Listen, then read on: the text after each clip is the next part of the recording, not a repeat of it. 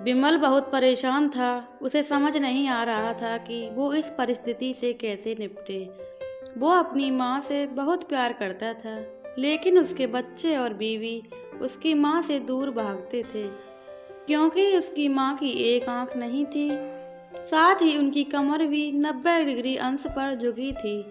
वैसे वह अपना सब काम खुद कर लेती थी, किंतु फिर भी वो उसकी पत्नी और बच्चों के लिए हमेशा खड़कती है। दादी, आप ऊपर जाओ, मेरे दोस्त आ रहे हैं। विमल के बेटे अखिल ने बड़े बेरुखी से कहा। पर बेटा, मैं तो यहाँ बहुत दूर बैठी हूँ।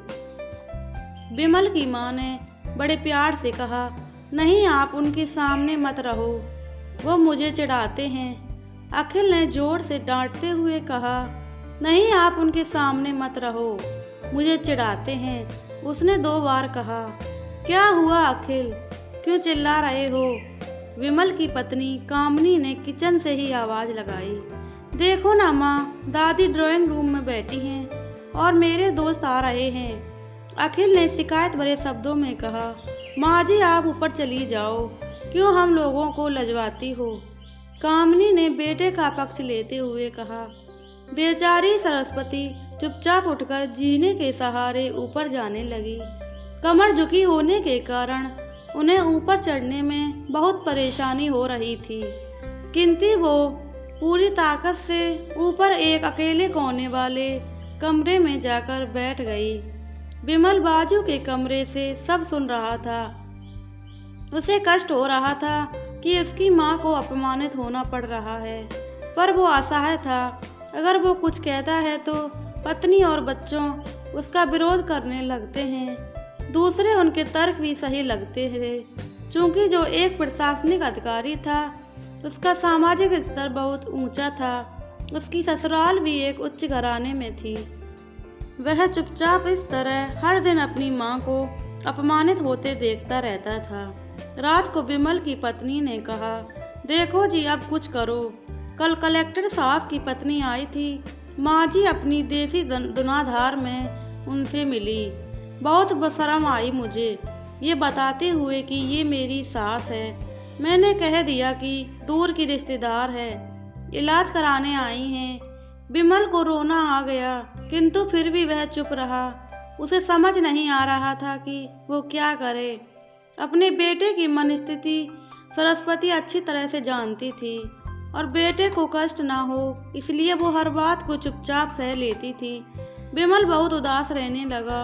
एक तरफ परिवार और सामाजिक स्तर पर जीने की प्रतिबद्धता थी और दूसरी तरफ माँ। आखिर माँ से अपने बेटे की ये हालत देखी ना गई।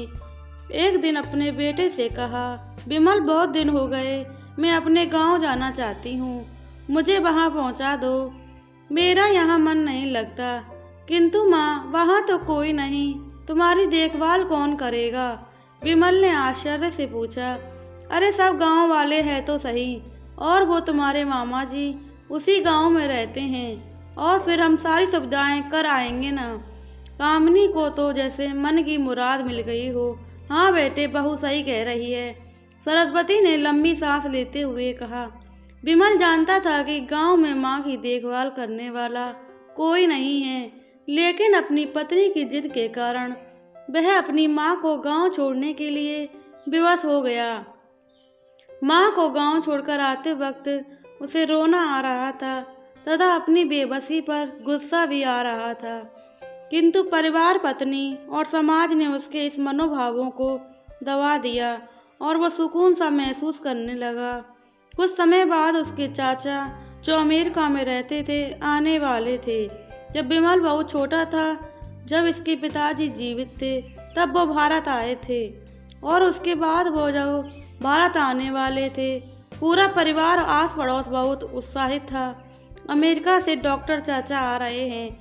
डॉक्टर रमेश ने जैसे ही घर में कदम रखा, सबने मिलकर बहुत उत्साह से स्वागत किया। डॉक्टर रमेश ने बड़ी उत्साहपूर्वक पूछा, क्यों विमल, भाभी कहाँ गई, दिख नहीं रही हैं? जी, वो गांव गई हैं, यहाँ उनका मन नहीं लगता, कामनी ने सपाट लहजे में उत्तर दिया।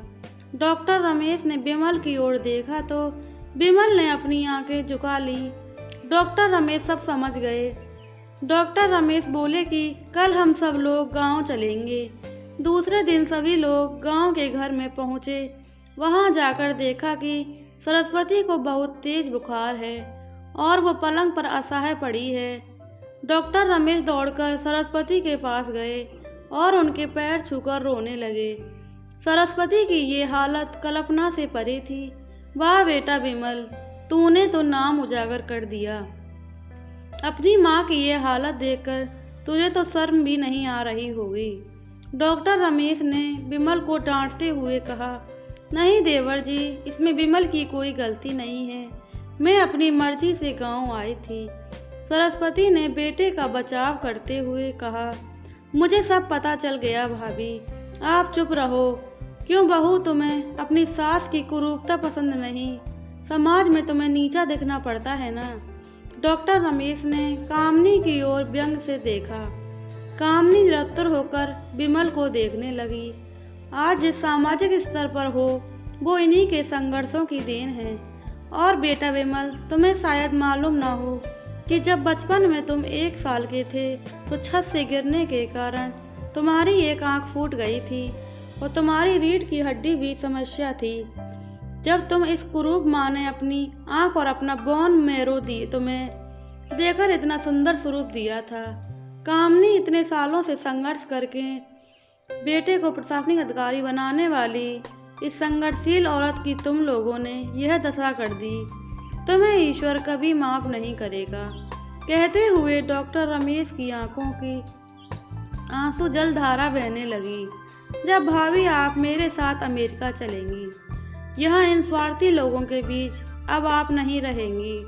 डॉक्टर रमेश ने सरस्वती से कहा, विमल को तो काटो खून नहीं था। उन्होंने तो राज बताया। उसके बाद तो विमल को यही लग रहा था कि उससे ज़्यादा पापी इंसान इस दुनिया में कोई है ही नहीं। वह दौड़ता गया और अपनी माँ के सरस्वती के कदमों में लिपट गया। माँ, मेरा अपराध क्षमा करने लायक नहीं है। मैं जानबूझकर चुप्पी साधे रहा और आपका अपमान करवाता रहा। अब बस आप ही इस घर में मेरे साथ रहोगी और कोई नहीं। विमल ने आग्नेय दृष्टि से अपनी पत्नी और बच्चों की ओर देखा। कामनी को भी बहुत पश्चाताप हो रहा था, किंतु इसकी हिम्मत नहीं हो रही थी कि वो अपनी सास से आंख मिला पाए। सरस्वती ने कामनी की मन की बात समझी और पुचकारते हुए उसने अपने पास बुलाया। विमल को डांटते हुए कहा कि खबरदार, मेरी बहू को मुझसे दूर करने की कोशिश की कि जो तुझको ही घर से बाहर निकाल दूंगी। कामनी और बच्चों ने सरस्वती के पैर पकड़ते हुए अपने व्यवहार पर माफ़ी मांगी और माँ का हृदय ने सबको माफ़ कर दिया। प्लीज़ दोस्तों, कहानी अच्छी लगी हो तो चैनल को सब्सक्राइब करें, वीडियो को लाइक करें, कमेंट करें और बेल आइकन को प्रेस कर लें, जिससे आगे आने वाली वीडियो की नोटिफिकेशन आप तक पहुँचती रहे।